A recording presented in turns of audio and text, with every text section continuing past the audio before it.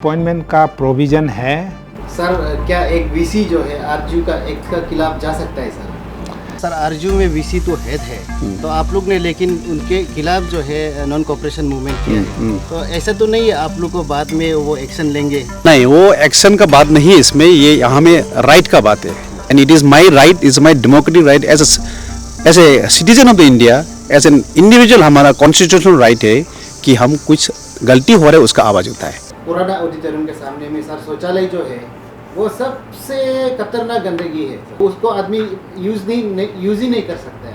आप तो जानते हैं सर, फेस्टिवल होते हैं उसी को यूज़ करते हैं, लेकिन लोग बाहर से आएंगे कैसे यूज़ करेंगे सर? कैसे, मतलब आप लोग क्यों उसको सर मेंटेन नहीं करते? सर आप लोग का जो ये को प्रॉब्लम को लेके जो अभी वीसी का रीअपॉइंटमेंट को लेके और violation of Rajiv Gandhi university act को लेके आप लोग बैठक किया है वीसी का सर, तो अभी क्या डिसीजन लिया सर? हाँ जी, थैंक यू सब मीडिया मेंबर्स को। कल हमने एक डिसीजन लिया कि आज से हम नॉन कोऑपरेशन मूवमेंट डिक्लेयर किया है, आज से 2 दिन का। तो सवेरे ऑनरेबल वाइस चांसलर ने हमको इनवाइट किया है 3 ऑर्गेनाइजेशन को कि थोड़ा डिस्कस कर लेते हैं ना। देन ओके, हम भी उसको ऑनर किया है।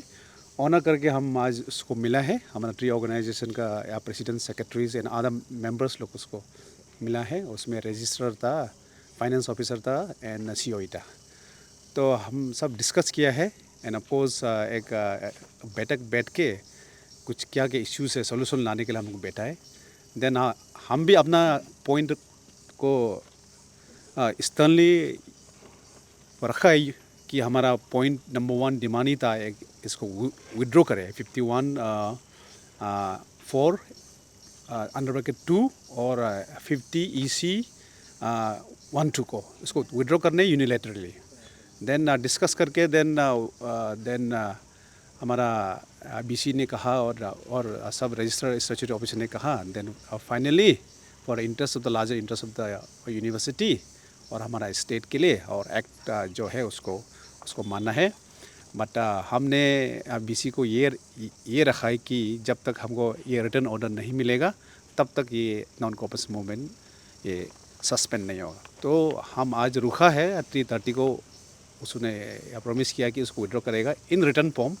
तो हमको ये रिटर्न फॉर्म भी मिल गया अभी कि that in the resolution 20 EC में जो मैटर रीअपॉइंटमेंट का था और उसको 50 EC को उसको स्टैंड्स विड्रॉन। तो हम भी इन रिस्पॉन्स टू दैट हम नोटिफिकेशन जो हमारा नॉन कोऑपरेशन मूवमेंट को हम इमीडिएटली अभी सस्पेंड कर रहे हैं। सर अगर वीसी जो ऐसा कर सकता है, एक्ट को अवलोकन कर सकता है, एक्ट को वायलेशन कर सकता है, उनके खिलाफ क्या एक्शन होना चाहिए? क्योंकि आप लोग का बिना, आप लोग का एजेंडा में नहीं होने का बावजूद भी वो अप्रूवल हो गया बोल के वहाँ भेजा एजुकेशन में, मिनिस्टर ऑफ एजुकेशन में। हाँ, ये वो तो इम्पोर्टेंट सेंसिटिव मैटर है। अभी हम उसको और हम जॉइंट सीटिंग बैठेगा, फर्दर कोर्स ऑफ एक्शन क्या होगा उसको हम डिस्कशन कर लेगा। अभी हम उसको ये नहीं बोल सकते कि ये फर्दर हम उसको कुछ नोटिफिकेशन एक्सप्लेनेशन मांगेगा ना, लेकिन हम सब और एक बार हम लोग सब बैठ के कंसेंससली हम लोग डिसाइड करेगा कि ये जो गलती किया है उसको क्या करना है आगे। सर वीसी का तो इस बार ये कुछ कितना महीना बचा है अभी? उसका 3 अक्टूबर 2022 को ये साल को। तो अगले बार दूसरा आ जाएगा ना सर? हाँ, दूसरा आएगा। उसका भी सर्च कमेटी कॉन्स्टिट्यूट किया है, सुना है, और उसका एडवर्टाइजमेंट भी हो जाएगा। क्योंकि इस बार जो EC में कुछ गलत क्लोज के कारण से वो एडवर्टाइजमेंट को भी विड्रॉ कर रहा है। बिकॉज उसमें 65 to 70 ईयर्स दिया था, बिकॉज 65 ईयर्स तक ही है, तो उसको भी विड्रॉ किया है। देन फ्रेश एडवर्टाइजमेंट एक प्रपोजल UGC में उन लोग भेजा है, वो इशू होगा। देन उसका बाद new the vice chancellor appointment का प्रोसेस शुरू होगा। तो मैं और एक बार मैं आपके माध्यम से कहना चाहता हूँ कि कुछ हमारा ऑफकोर्स यूनिवर्सिटी का भी कुछ मिसअंडरस्टैंडिंग से उन लोगों को कंसेप्ट को समझ में नहीं आके ये प्रोसेस को रॉन्ग प्रोसेस ये प्रोसीजर में ला के उसको अमेंड करने के लिए कोशिश किया है। शायद उसका भी इनोसेंट इग्नोरेंट था, लेकिन वेदर इट इज़ इंटेंशनल और ignorant that has to be question further. But अभी हम मिल बैठ के इसको ये सोल्यूशन लाया है for the interest of the university. Exam भी चलना है बोल के, then we have finally come to this solution.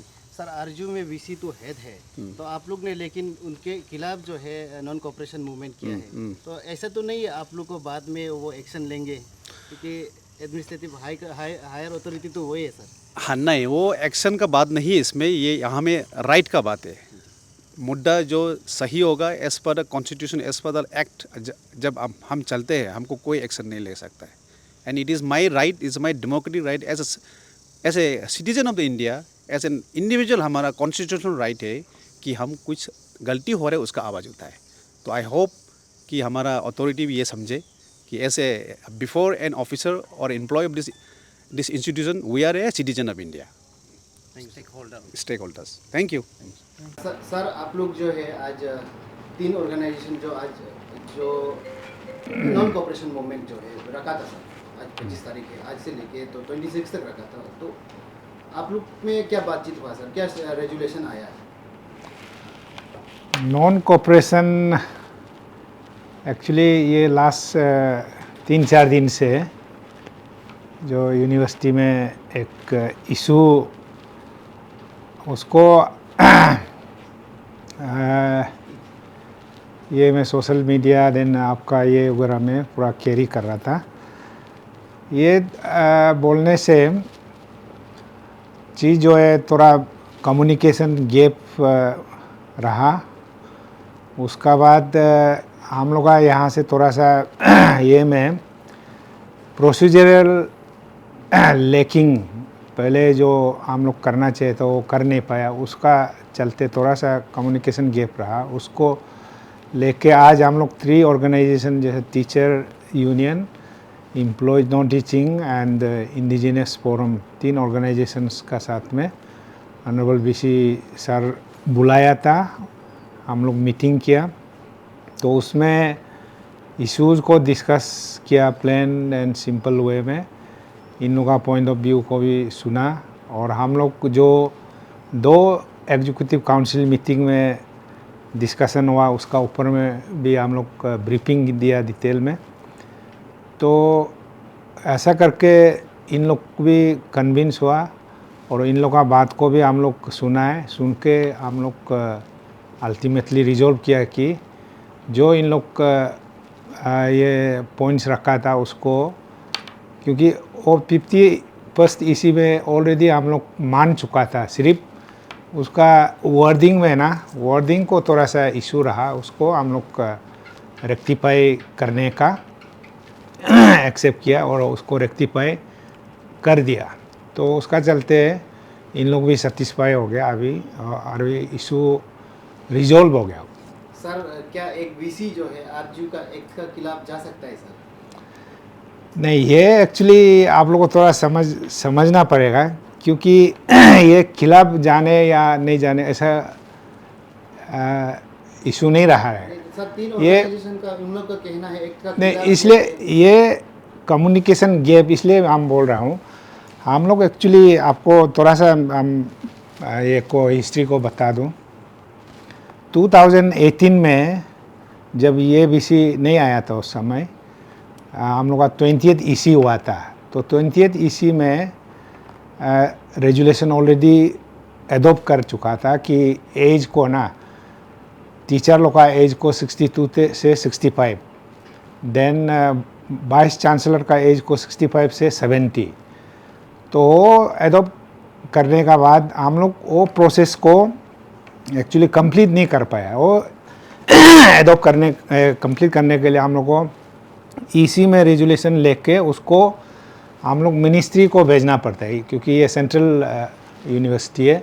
Ministry उसको फिर आगे बढ़ा के विजिटर्स का एसेंट लेना पड़ता है, वो जो एमेंट जो क्लोज को एमेंड करने के लिए, वो प्रोसेस को कंप्लीट नहीं हुआ था।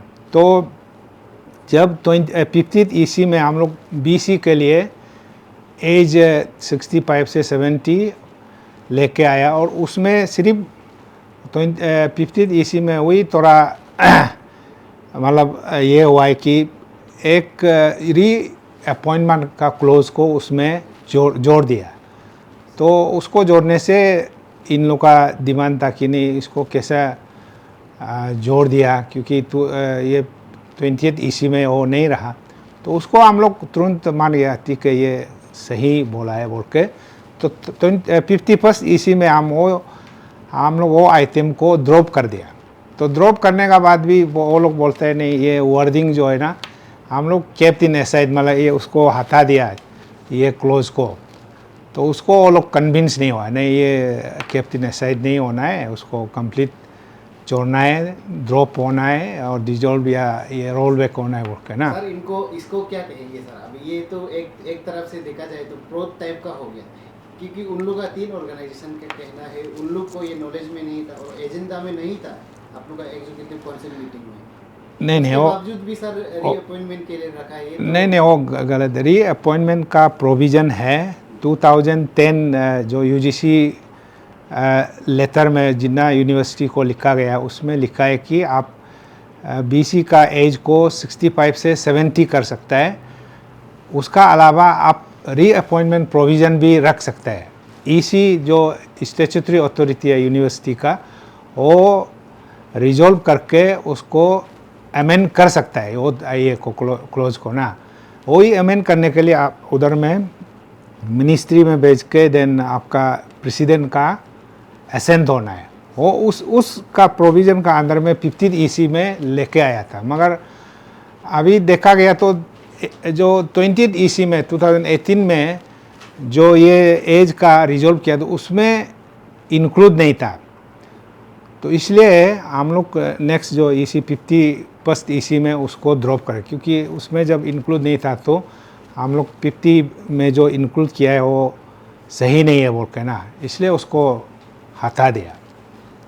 सर ना, वही ये है। सर आपका तरफ से हम जानने माने आप भी साकिब सर का साथ वीसी सर का साथ काम करते हैं, तो हमें इतना जो जैसे ही वो आया है वीसी बना है इतना सारा प्रोटेस्ट टीचर एसोसिएशन स्टूडेंट से देखने को मिलता है। सर ऐसा क्यों हो रहा है आरजू में? नहीं उसको हम तो क्या स्ट्रेट जवाब दो। इसमें 2 एस्पेक्ट है, जहाँ कुछ करने का कोशिश करता है, काम करने का जो भी उसमें ये कुछ इश्यूज तो निकलेगा है, वो सिंपल सा बात है। और जहाँ एकदम काम नहीं होते कहीं भी आप ये में सिस्टम में एकदम 100% ये नहीं होता है, कुछ ना कुछ इशू तो रहता है। और खासकर ये जो इशू है इस बार जो रेज किया उसमें हम तो बोले उसमें कम्युनिकेशन गैप रहा, हम लोग का समझने में टेक्निकलिटीज समझने में थोड़ा सा मतलब कमी रहा। इसलिए हम लोग आज बैठ के वो लोग भी कन्विंस हुआ है हाँ ठीक है ये 2018 का जो रेजुलेशन उसको तो कंप्लीट करना है, उसको अमेंड मतलब वो तो करना ज़रूरी है। वो नहीं होने से लीगली हम लोग का जो एज जो है ना 62 से 65 वाला को नहीं मानेगा, देन 65 से 70 वाला को लीगली मतलब वो नहीं मान सकता है। तो इसके लिए हम लोग को प्रोसेस को कंप्लीट करना है। सर आपसे एक आखिरी सवाल है सर, यहाँ पे हमारा जहाँ अभी जो बैडमिंटन का कोर्ट बना है ये पुराना ऑडिटोरियम के सामने में सर शौचालय जो है वो सबसे खतरनाक गंदगी है सर, सबसे गंदगी। वो उसको आदमी यूज़ ही नहीं कर सकता है। आप तो जानते हैं सर फेस्टिवल होते हैं उसी को यूज़ करते हैं, लेकिन लोग बाहर से आएंगे कैसे यूज़ करेंगे सर? कैसे मतलब आप लोग क्यों उसको सर मेंटेन नहीं करते? नहीं ऐसा तो हमको ये नहीं है, वो तो हम लोग हर ये में ये रखता है सैनिटरी स्टाफ हर कम्प्लेक्स में। जैसा ऑडिटोरियम ये हो गया, देन उसमें हम लोग का कन्वेंशन हॉल है मिनी ऑडिटोरियम में, उसके लिए तो अलग सा रखा हुआ है। वही थोड़ा सुपरविजन में प्रॉपर नहीं हुआ होगा, उसको चेक करना पड़ेगा। आप बताया तो ज़रूर हम खुद भी देखेगा। सर इतना साल से चल रही है आप भी जानते हैं सर, तो उसको नहीं हम तो ऑडिटोरियम में हम खेलता हूँ शाम को खेल में, ऑडिटोरियम अंदर में तो ठीक है हम लोग यूज़ भी करते हैं। बाहर वाला को हम खुद जाके नहीं देखा है, मगर उसमें चेक कर लेगा, उसको ज़रूर रेक्टिफाई कर लेगा जो